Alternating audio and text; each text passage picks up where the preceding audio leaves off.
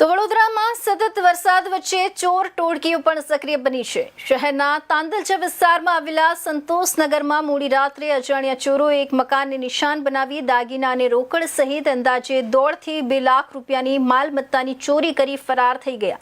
વડોદરાના તાંદલજા વિસ્તારમાં આવેલા સંતોષનગરમાં રહેતા અને ટેમ્પોમાં શાકભાજી વેચી પરિવારનું ગુજરાન ચલાવતા સલીમ રાઠોડના ઘરે મોડી રાત્રે ચોરીની ઘટના બની હતી। ભારે વરસાદનો લાભ લઈ અજાણ્યા ચોરોએ ઘરમાં પ્રવેશ કરી દાગીના અને રોકડ રકમ પર હાથ ફેરો કર્યો હતો।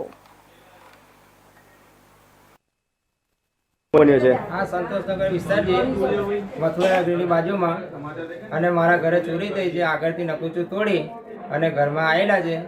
એ રાતે 2:30 ના ગારામાં આવ્યા છે અને તિજોરી ખોલે અને રોકડ રકમ 10 થી 11,000 રૂપિયા રોકડ રકમ છે અને સોના ચાંદીના દાગીના હતા એ આગળના રૂમમાં હતા। એમાં બી હાથે પેટી તોડી અને સોના ચાંદીના દાગીના ગયા છે અને આશરે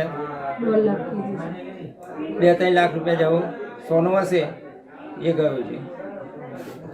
તમે પોલીસ ફરિયાદ કરી છે? પોલીસ ફરિયાદ કરી છે। ઓનલાઈન 112 ને બોલાવી તો પોલીસવાળા આવીને જોઈને ગયા છે। શું કીધું પોલીસે? પોલીસે કીધું છે કે તમે પોલીસ સ્ટેશન આવો અને લિસ્ટ અમને આપી દો કે જે ગયો હતી લખાઈને જતા। શું નામ તમારું? સલીમ ખાન।